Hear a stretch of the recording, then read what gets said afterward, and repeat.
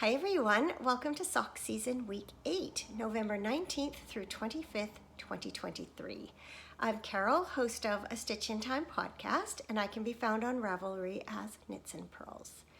Once again this week, we are going to look at designs from this book, Indie Socks by Chrissy Gardiner. What I failed to mention before is that Chrissy teamed up with 25 different indie dyers to create the designs for this book. And the book contains a profile of each of the dyers written up by Donna Arney. I was honored to be a test knitter for Indie Socks, and here are the socks that I test knit back in July and August of 2011.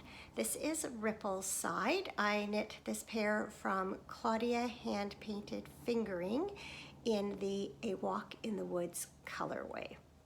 It's a toe-up design, features lace running up the length of the sock, and it has this really pretty slip stitch woven heel and then a 1x1 ribbed cuff. Like this variegated yarn and how it knit up in this pattern. And I'll show you how it looks on my feet right now.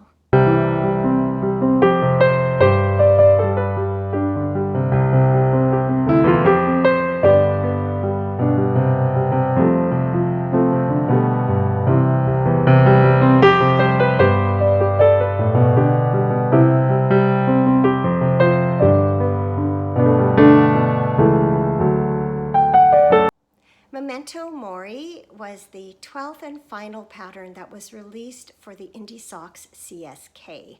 I knit these from July to September of 2011 with yarn from one of my favorite dyers, Impulse of Delight.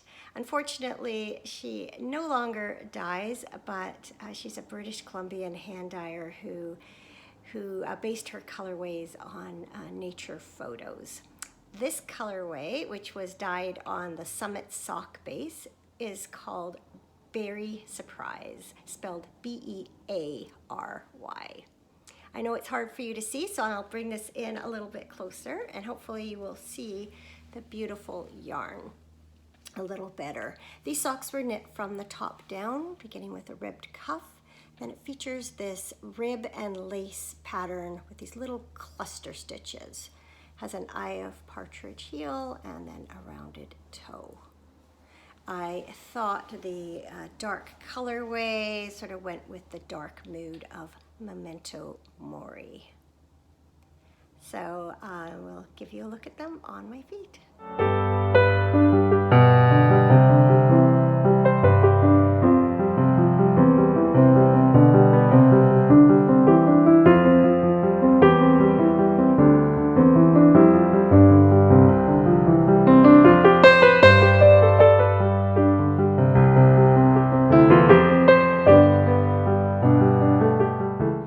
Next came the hard part. We had to wait an entire year for the book to be published, but I was so excited to finally receive my copy, complete with autograph and credit for test knitting. A lot of us who had participated in the Indie Socks CSK knit along were interested in continuing the knit along with the new patterns that were in the book, and I ended up becoming moderator for that knit along. It proved to be invaluable experience when it came to setting up my own Ravelry group for the podcast. So the first pattern that I knit was Natsasuka. I knit these in October and November of 2012 from various leftovers of Knit Picks Essential or Stroll and Cascade Heritage. For a little sock, it provided lots of challenges. These were knit from the toe up and featured not only just color work, but in some cases using 3 colors in one row. And then there were some purl stitches sprinkled in to add some texture. I'm glad that this was not a full-length pair of socks because I'm not sure I could have stuck with it. Considering that I don't really wear shorty socks, these have gotten a surprisingly large amount of wear because I use them as bed socks. And in fact, when I tracked them down for sock season, they were absolutely covered in pilling. I had to get my gleaner out and defuzz them. Here's a picture here of the before and after.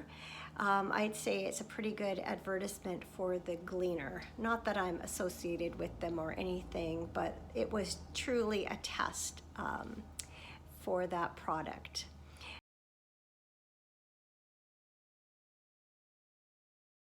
So let me bring these in and show them to you.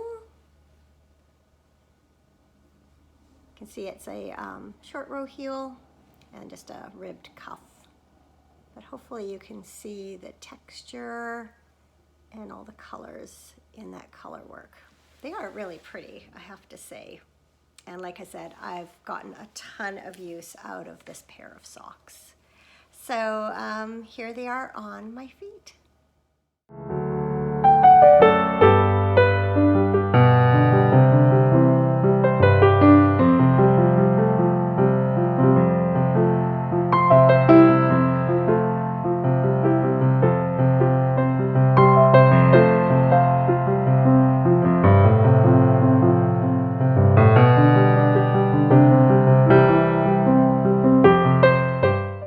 Pair, which I knit in November of 2012, was called Sprout. Another intricate pattern that featured different stitch patterns on both the front and back of the sock. This is another toe-up pattern, and I knit it from some yarn that had been gifted to me by a Ravelry friend. It's from the Painted Tiger. It's the twist base in the Sage colorway. So you can see, again, a botanically inspired pattern there. Short row heel, and I'll flip these around so you can see both the front and back patterns. There's the stitches going up the back, and there they are on the front. So you should be able to get a better view from my model shot here.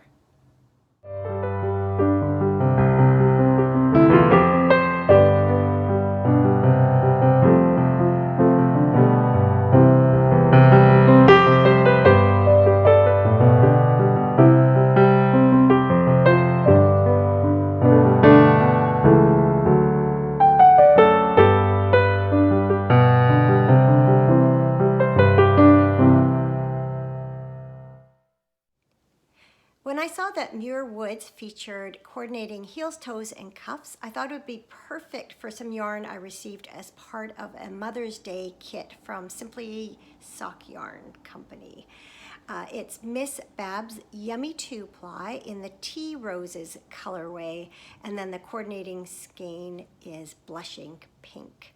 This is another toe-up design, and again with its trellis pattern and the pink and the green, it really does remind me of roses on a trellis. So you can see it has a short row heel and a ribbed cuff. And then I think you should be able to see that heavily textured lace and cable pattern. And here's how they look when I'm wearing them.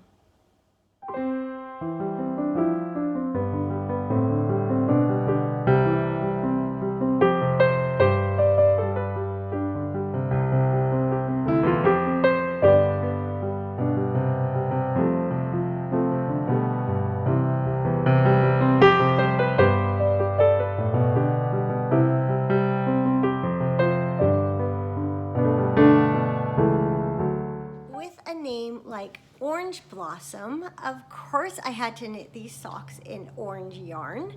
I knit them in January of 2013. The yarn I used is from Yarn Chef. It's the Minestrone sock in the Carrot Juice colorway. And once again, these socks feature a different pattern on the front and back. These were knit from the top down. So you can see this blossom lace here on the front, and then this leaf lace here on the back. Has the lace once again goes into the gusset stitches. These are just so nice and bright and cheerful. And I think it's one of my favorite socks from the collection. So let me show you them on my feet.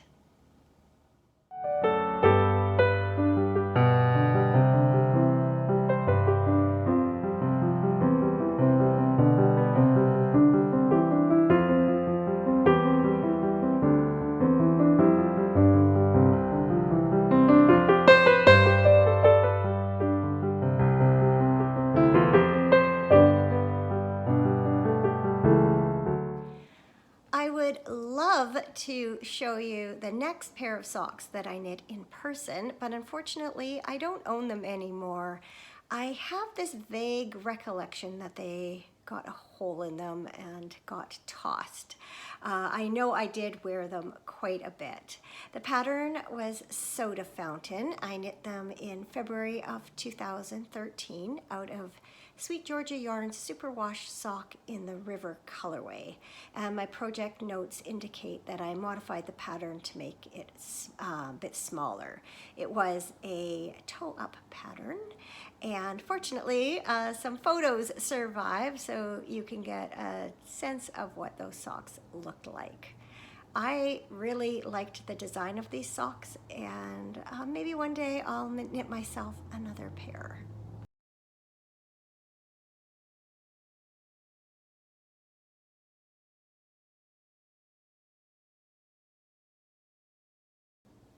The final pattern for this week, which I knit in March of 2013, is Seesaw.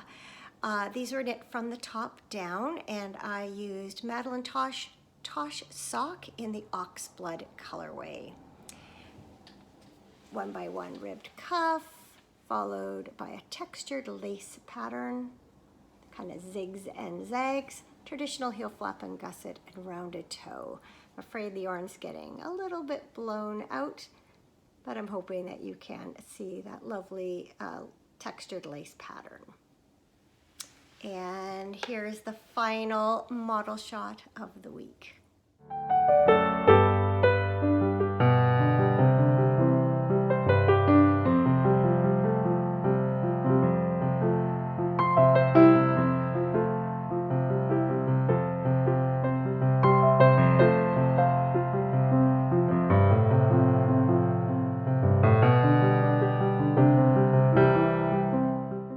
Do it for sock season week 8. If you enjoyed this content, please like and subscribe. And if you'd like to see more knitting, you can check out my regular episodes of A Stitch in Time podcast. Next week, I will be closing out November with the last 5 patterns from Indie Socks. And then it's time to start off December with Christmas and holiday socks. I hope to see you then. Thanks for watching.